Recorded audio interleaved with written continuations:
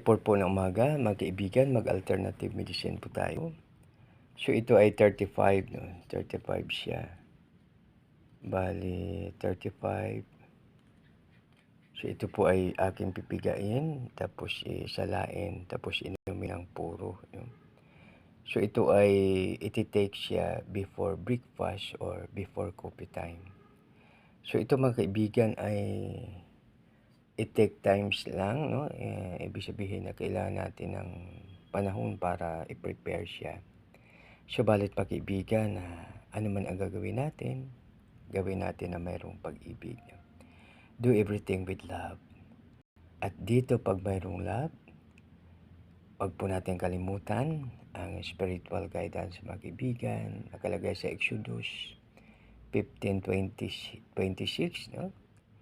Na siya ang Diyos na nagpapagaling sa atin. He is the God that healeth thee. Tapos sa Psalms 107, verse 20, pinadala niya ang kanyang salita upang tayo pagalingin. He sent His word to heal us. Okay, makibigan, anumang sakit mayroon tayo, walang problema.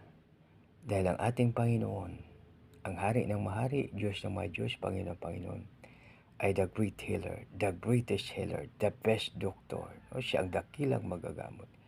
Kaya no need to worry mga kaibigan pag tayo ay may sakit. Ang ating Panginoon ay dumidinig ng panalangin. Itong ating ginagawa, inagawa na yun, ang alternative medicine, ito ay isa sa makatulong. No? Subalit, no, sa kailangan ng time at pag tablets yung ating dami namang gamot sa ubo, no, yung tablitas, kapsula.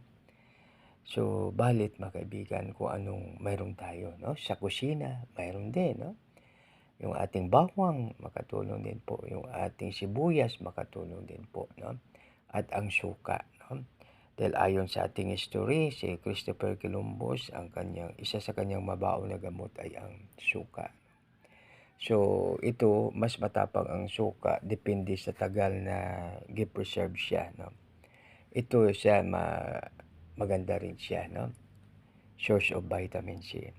Makaibigan, wag po natin kalimutan, do everything with love. At wag natin kalimutan, Exodus 15:26, He is the God that healeth thee. Siya ang Diyos na nagpapagaling sa atin. At sa Psalms 107, verse 20, pinadala niya ang kanyang salita upang pagalingin tayo. He sent His word to heal us. Isang maganda, mapagpala, mapagbiyaya at pagka-Diyos po na maga sa bawat isa. God bless us all.